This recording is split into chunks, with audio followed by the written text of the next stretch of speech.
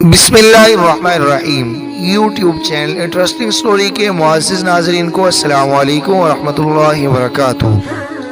معزز ناظرین، اگر آپ ہمارے چینل پر نئے ہیں تو ہمارے چینل انٹرسٹنگ سٹوری کو سبسکرائب کر لیں اور ویڈیو کو لائک کر لیں اور اس ویڈیو کو اپنے دوستوں سے لازمی شیئر کیجیے اور فیڈ بیک کے طور پر کمنٹس باکس میں اپنے رائے کا اظہار ضرور کیجیے۔ تو لیجئے اب بغیر کسی تاخیر کے چلتے ہیں اپنی ویڈیو کی جانب۔ یقیناً یہ ایپیسوڈ آپ کے لیے بہت زیادہ دلچسپ ثابت ہونے والا ہے۔ اس کے اندر آپ دیکھیں گے کہ جیسے ہی کبیر دادا کو پاشا کے بولے گئے جھوٹوں کے بارے میں پتہ چلے گا تو کبیر دادا پاشا کو اتنا مارے گا کہ ناظرین کا سننے کے بعد دل خوش ہو جائے گا۔ پاشا کو یوں سمجھا جائے گا کہ وہ اس دنیا میں نہیں رہا، اور کبیر دادا اس ایپیسوڈ میں تناوش کے ساتھ ایک ہو جائیں گے۔ تناوش اور کبیر دادا تمام غلط فہمیاں ایک دوسرے کو بتانے کے بعد دونوں کے دلوں میں جو رنج و صدمہ تھا وہ ختم ہو جائے گا۔ یہ دونوں ایک ساتھ رہنا شروع کر دیں گے، اور دوسری طرف جو ضمیر حسین اور باقی جو ہے سارے گینگ کے سربراہان کے منصوبے کے تحت وسیع الدین کی موت ہوئی تھی۔ اب وسیع الدین کی موت کے بعد کبیر دادا کے خلاف کیا کیا جائے گا، کیا ہوگا، یہ تو آپ دیکھیں گے۔ اس ایپیسوڈ میں چلتے ہیں آپ کا ٹائم ویسٹ کیے بغیر اپنی ویڈیو کی جانب۔ ڈرائنگ روم میں رات خالہ چیختے ہوئے ملازموں کو بلا رہی تھی۔ عظیم اسی طرح بڑھ گیا۔ وہاں پاشا کو زخمی حالت میں بے ہوش پڑا دیکھ کر وہ حیران رہ گیا تھا۔ کیا ہوا؟ اس نے پریشان ہو کر پوچھا۔ سیڑھیوں سے گر گئے ہیں، اب انہیں کمرے میں لے جانا ہوگا۔ رات خالہ نے اصل بات بتانا مناسب نہیں سمجھا تھا۔ عظیم بچہ نہیں تھا کہ اس کے جھوٹ سے بہل جاتا، مگر اس نے کوریدنے کی بجائے ملازموں کو پاشا کو اٹھانے کا اشارہ کیا۔ تھوڑی دیر بعد انہوں نے پاشا کو اس کے کمرے میں منتقل کر دیا۔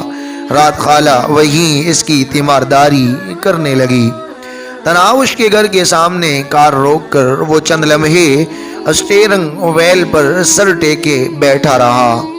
تناوش کا سامنا کرتے ہوئے اسے شرمندگی ہو رہی تھی۔ وہ انجانے میں اس کے ساتھ بہت بڑی زیادتی کا ارتکاب کر بیٹھا تھا۔ وہ جو اسے رگ و جان سے زیادہ قریب لگنے لگی تھی، اسے دکھ دے بیٹھا تھا۔ اس کے دماغ میں تناوش کا آخری لہجہ گونجا۔ آپ ٹھیک نہیں کہہ رہے کبیر، میں اللہ پاک کی قسم کھاتی ہوں میں نے آپ کی تجوری کو ایک بار بھی کھول کر نہیں دیکھا، اور میں نے اپنے کانوں سے سنا ہے جب آپ پاشا بھائی کو کہہ رہے تھے کہ کسی بھی قیمت پر مجھ سے آپ کی جان چھڑوا دیں۔ اسی وجہ سے پاشا بھائی نے کوٹھی وغیرہ کی بات کی تھی، لیکن میں نے منع کر دیا تھا۔ آپ ابھی پاشا بھائی سے تصدیق کر سکتے ہیں کتنا ناراض اور درد و غم سے بھرا لہجہ تھا اس کا۔ جانے وہ اسے معاف کرنے پر تیار ہوتی یا نہیں، بہرحال کچھ بھی تھا، وہ اس سے ایک بار معافی ضرور مانگنا چاہتا تھا۔ وہ کار سے اتر کر دروازے کی طرف بڑھا۔ دروازے کا ایک پٹ آدھا کھلا ہوا تھا۔ اس کے جانے کے بعد انہیں دروازہ بند کرنا بھول گیا تھا۔ ماں بیٹی پریشان ہی اتنی زیادہ تھی، اور پریشانی میں ایسی بے پروائیاں تو ہو جایا کرتی ہیں۔ ماں بیٹی رات کو چارپائیاں سین میں ڈال لیا کرتی تھی، لیکن اس دن انہیں یہ بھی یاد نہیں رہا تھا۔ کمرے کی طرف جاتے ہوئے اس کے قدم من وزنی ہو رہے تھے۔ دروازے کے قریب پہنچتے ہی اس کی نظر تناوش پر پڑی۔ وہ ماں کی گود میں سر رکھے لیٹی تھی۔ وہ گلا کھنگار کر دروازے کے اندر داخل ہوا۔ اس پر نظر پڑتے ہی تناوش اٹھ بیٹھی تھی۔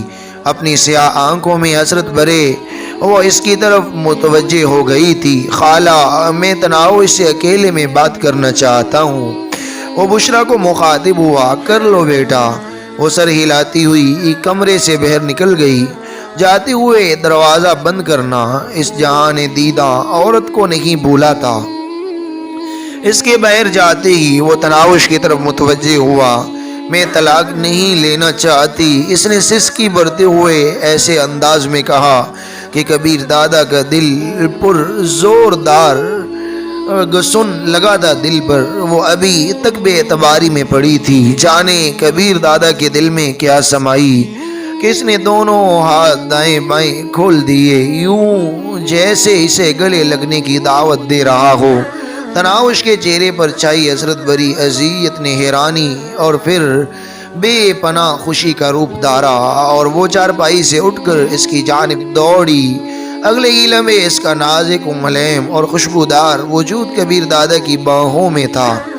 کبھی نہیں دوں گا میری جان، کبھی بھی طلاق نہیں دوں گا، ہمیشہ پاس رکھوں گا اپنی تناوش کو، مجھے معاف کر دو، انجانے میں تمہیں دکھ دے بیٹھا، تم میرا اقرار سننے کی خاطینہ، لو میں اقرار کرتا ہوں کہ تم مجھے دنیا کی ہر چیز سے زیادہ پیاری، ہر شے سے زیادہ عزیز اور ہر شخص سے زیادہ میرے دل کے قریب ہو۔ تم چاہتی تھی کہ تمہیں محبت بھرے القاب سے پکاروں، تمہیں چندہ گڑیا جانو کہوں، ایسے ہی پکاروں گا، میری گڑیا، میری چندہ، میری شہزادی۔ کبیر دادا نے بڑے زور سے اسے اپنے ساتھ بیچ لیا تھا۔ تم میری گود میں لیٹنا چاہتی تھی نا، ساری رات لیٹاؤں گا میری گڑیا۔ تم میرے ہاتھ سے پہلا نوالا کھانا چاہتی تھی نا، اب پورا کھانا کھلاؤں گا۔ تمہیں میری شراب نوشی بری لگا کرتی تھی نا، وعدہ کرتا ہوں کبھی تمہارے سامنے نہیں پیوں گا۔ دوسری لڑکیوں کا میرے قریب آنا برا لگتا تھا نا، اب کوئی نہیں آئے گی۔ کسی اور سے ملنا تو درکنار، کسی اور کی طرف دیکھوں گا بھی نہیں۔ بس ایک بار مجھے سچے دل سے معاف کر دو۔ معاف تو نہیں کروں گی۔ اس نے کبیر دادا کی چھاتی سے چہرہ اٹھا کر اس کی آنکھوں میں جھانکا۔ اس کی پرکشش آنکھوں سے اس وقت بھی لگاتار آنسو بہہ رہے تھے، مگر یہ خوشی کے آنسو تھے۔ وہ اپنے لبوں سے اس کے آنسو چنتے ہوئے بولا، بہت دکھ دیے ہیں میں نے اپنی گڑیا کو، وعدہ کرتا ہوں اب کبھی ان پیاری آنکھوں میں آنسو نہیں آنے دوں گا۔ مجھے شاپنگ کراؤ گے نا؟ اس نے ناز بھرے لہجے میں پوچھا۔ جس وقت کہو گی اسی وقت لے چلوں گا۔ سیلے سمندر پر لے جاؤ گے؟ روزانہ لے جاؤں گا، اور تمہیں پاؤں میں موچ آنے کا بہانہ بھی نہیں کرنا پڑے گا۔ رات کو جلدی گھر آؤ گے، پہاڑ میں جائیں کام، رات کو کہیں جاؤں گا ہی نہیں۔ صبح کام پر جانے سے پہلے کم سے کم 2 گھنٹے میرے ساتھ گپ شپ کرو گے نا؟ میں تو 3 گھنٹے کا سوچے ہوئے تھا۔ اگر تم ہی چاہتی ہو تو ٹھیک ہے، مرضی برحال تمہاری چلے گی۔ گھر میں شراب کی بوتل نظر نہیں آئے گی نا؟ وہ ساری باتیں منانے پر تل گئی تھی۔ جب نظر آئے اسے اسی وقت توڑ دینا۔ کبیر کہہ کر بلاؤں گی؟ وہ مسکرایا، ٹھیک ہے، لیکن کبھی کبھی تو سرتاج کہہ لو گی نا؟ ہر وقت کہوں گی کبیر میرا سرتاج، میرے مالک، میرے سائیں، میرا سب کچھ۔ کبیر دادا نے اسے بازوؤں میں بھر کر اوپر اٹھایا اور چارپائی پر لا کر لٹا دیا، اور وہ خود اس کے ساتھ بیٹھ گیا تھا۔ اب تو معاف کر دیا ہے نا؟ سوچوں گی۔ وہ ناز سے مسکرائی، تو سوچنے کے لیے کتنا وقت چاہیے؟ یہی کوئی 50-60 سال؟ وہ مزاحیہ انداز میں بولا، ٹھیک ہے پھر میں چلتا ہوں، 50-60 سال بعد آ جاؤں گا تمہاری رائے لینے۔ رو دوں گی؟ اس نے دھمکی دی۔ تو پھر معاف کر دو نا، تاکہ میں کہیں بھی نہ جاؤں۔ نہیں کروں گی معاف، اور کہیں جانے بھی نہیں دوں گی۔ زیادتی تو ہے، لیکن اپنی ملکہ کا حکم ٹالا بھی تو نہیں جا سکتا۔ کبیر دادا نے بے بسی ظاہر کی۔ تناوش کے سریلے کہہ سے کمرے کی فضا بھی گنگنا اٹھی تھی۔ میں بھلا اپنے کبیر سے خفا ہو سکتی ہوں؟ اسی وقت دروازے پر دستک ہوئی۔ کبیر دادا فوراً اس سے دور ہو گیا۔ بشرا کی آواز سنائی دی، بیٹا کھانا تیار ہے۔ اور تناوش نے کل سے کچھ نہیں کھایا۔ اس نے دروازہ کھولے بغیر کہا تھا، لے آؤ ماں جی، میں نے بھی نہیں کھایا۔ کبیر دادا نے پہلی بار اسے یوں پکارا تھا۔ ابھی لائی بیٹا، بشرا کی آواز میں خوشی بری تھی۔ میں تو نہیں کھاؤں گی۔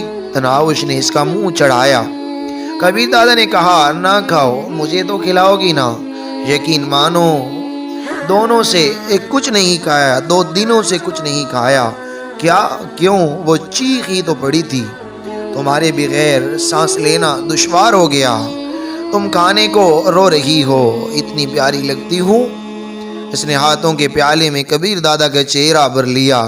نہیں، اتنی سے تھوڑا زیادہ پیاری لگتی ہو۔ کبیر تناوش کے لہجے میں بلا کی چاہت موجزن تھی۔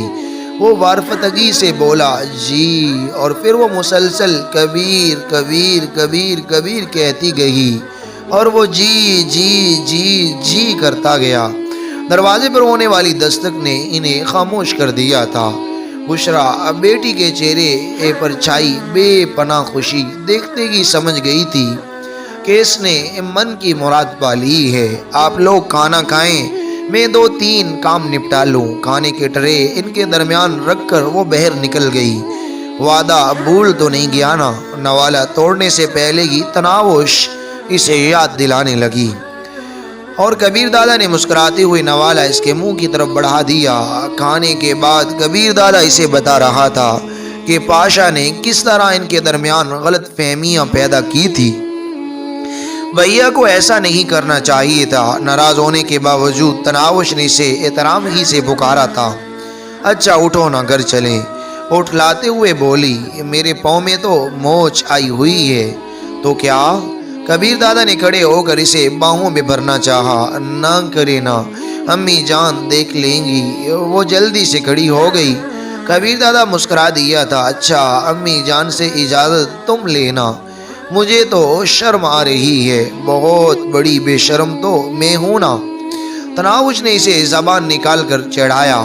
کبیر دادا مصنوعی سنجیدگی سے بولا اچھا ٹھیک ہے، پھر میں 2-3 دنوں بعد تمہیں لینے آ جاؤں گا۔ وہ چلائی جان لے لوں گی میں اپنی، تو پھر پوچھو نا، آئیں پوچھ لیتی ہوں۔ یہ کہتے ہی وہ چلائی ماں جی۔ ہاں بیٹا، وہ دروازے پر نمودار ہوئی، آپ کے داماد مجھے اپنے ساتھ لے جانا چاہتے ہیں۔ میں نے کہا بھی ہے کہ 2-3 دن ماں جی کے ساتھ گزار کر آ جاؤں گی، مگر یہ نہیں مان رہے، اس لیے اجازت دیں۔ بشرا اس کی ماں تھی۔ ترکی بترکی بولی کبیر بیٹے کو میں منا لوں گی، تم لیٹو آرام کرو، تنگ کرنے کا موقع آج سے نہ جانے دینا۔ منہ بناتے ہوئے تناوش آگے بڑھی اور ماں سے لپٹ گئی۔ سدا خوش رہو میری جان۔ بشرا نے اس کے ماتھے پر بوسہ دیا اور وہ کبیر دادا کے ہمراہ چل پڑی۔ کار کے قریب پہنچتے ہی کبیر دادا نے اس کے لیے دروازہ کھولا اور اس کی نشست سنبھالتے ہی گھوم کر ڈرائیونگ سیٹ پر بیٹھ گیا۔ راستے میں ایک پھولوں والے کے قریب سے گزرتے ہوئے اس نے تناوش کے لیے گجرے خریدے اور خود ہی اس کے ریشمی کلائیوں میں پہنا دیے۔ تناوش خوشی کے 7ویں آسمان پر اڑ رہی تھی۔ کبیر دادا سے اتنی محبت ملنے کا اس نے خواب میں بھی نہیں سوچا تھا۔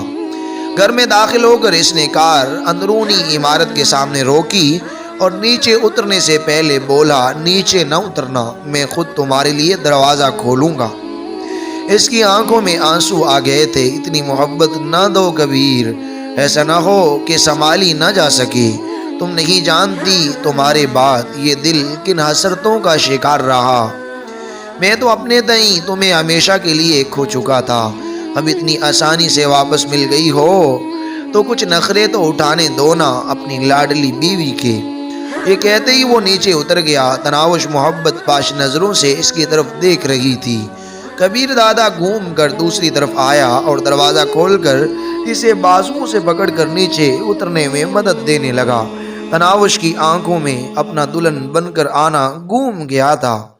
جب اس کی طرف دیکھے بغیر کبیر دادا اندر کی طرف چل پڑا تھا، اور پھر اس کی خوابگاہ میں داخل ہونے کے بعد اسے کبیر دادا کی سخت باتیں سننا پڑی تھی کہ وہ اس کے آدمیوں کے سامنے رومانس نہ جاڑا کرے۔ آج وہ اپنے ملازموں کے سامنے ہی اس کے ناز و نخرے اٹھا رہا تھا۔ وہ نزاکت سے بہر آ گئی، اگر کہو تو میں فوراً مان جاؤں گا کہ تمہارے پاؤں میں موچ آئی ہوئی ہے، مجھے لاج آئے گی۔ اس نے حیا سے آنکھیں جھکا لی۔ بس ساری مستیاں اور تیز تراری ختم ہو گئی۔ کبیر دادا نے مسکرا کر اس کا ہاتھ تھاما اور ساتھ چلا کر کمرے میں لے جانے لگا۔ تناوش گویا ہواؤں میں اڑتی ہوئی اس کے ساتھ بڑھ گئی تھی۔ خوابگاہ میں داخل ہوتے ہی وہ چیخ پڑی تھی، یہ کیا؟ وہ چاروں طرف بکھرے سامان کو دیکھتے ہوئے کبیر دادا کی طرف متوجہ ہوئی۔ وہ اطمینان سے صوفے پر نشست سنبھالتے ہوئے بولا تمہارے بغیر اپنی یہی حالت ہے، اسے شاکی نظروں سے گھورتے ہوئے وہ سامان کو ترتیب سے رکھنے میں مصروف ہو گئی اور کبیر دادا ٹانگ پر ٹانگ رکھے بیٹھا اسے محبت بھری نظروں سے گھورنے لگا۔ ناظرین، یہ ناول ابھی تک جاری ہے۔ آپ دیکھ چکے ہیں کہ آپ کی یہی چاہتی کہ کبیر دادا اور تناوش ایک ہو جائیں، اور اس ایپیسوڈ میں ایک ہو چکے ہیں۔ ساری غلط فہمیاں سب کچھ دور ہو چکا ہے۔ کبیر دادا اب تناوش سے محبت کرنے لگا ہے۔ یقین مانو، عورت جو ہے اس کو اگر مرد عزت دیتا ہے، اس سے پیار کرتا ہے، تو عورت اس مرد کی خادمہ، کیا جو آپ کہیں وہ سب کچھ بن جاتی ہے۔ عورت عزت اور پیار کی بھوکی ہوتی ہے۔ اب اس میں امید کرتا ہوں کہ آپ کو یہ ناول پسند آئے ہو۔ اگر آپ چاہتے ہیں نیکسٹ ایپیسوڈ جلد اپلوڈ کیا جائے تو پلیز اگر نیو ہے تو چینل کو سبسکرائب کر لیجئے، ویڈیو کو لائک اور شیئر کیجئے، کمنٹس باکس میں رائے کا اظہار کیجئے۔ اب ہمیں اجازت نیکسٹ ایپیسوڈ تک۔ اللہ حافظ۔ آپ کا اپنا چینل انٹرسٹنگ سٹوری۔ اس کے بعد آپ دیکھیں گے نیکسٹ آنے والے ایپیسوڈ میں کہ وسیع الدین کی موت کے بعد کبیر دادا کے خلاف کیا منصوبہ ضمیر حسین تیار کرواتا ہے اپنے گنڈوں سے۔ کیا کریں گے وہ کبیر دادا کے خلاف؟ آیا کبیر دادا کو قتل کر سکیں گے یا نہیں؟ اگر قتل کرتے ہیں تو بیوہ تناوش کا کیا حال ہوگا؟ یہ سبھی وہ سوال ہیں جو آپ کے ذہن میں گونج رہے ہیں۔ ان کا جواب آپ کو نیکسٹ ایپیسوڈ میں ملنے والا ہے۔ اب اجازت دیجیے نیکسٹ ایپیسوڈ تک۔ اللہ حافظ۔ آپ کا اپنا چینل انٹرسٹنگ سٹوری، اور آج ہم نے اپنا وعدہ پورا کر دیا ہے۔ یہ چوتھا ایپیسوڈ ہے۔ جزاکم اللہ خیر۔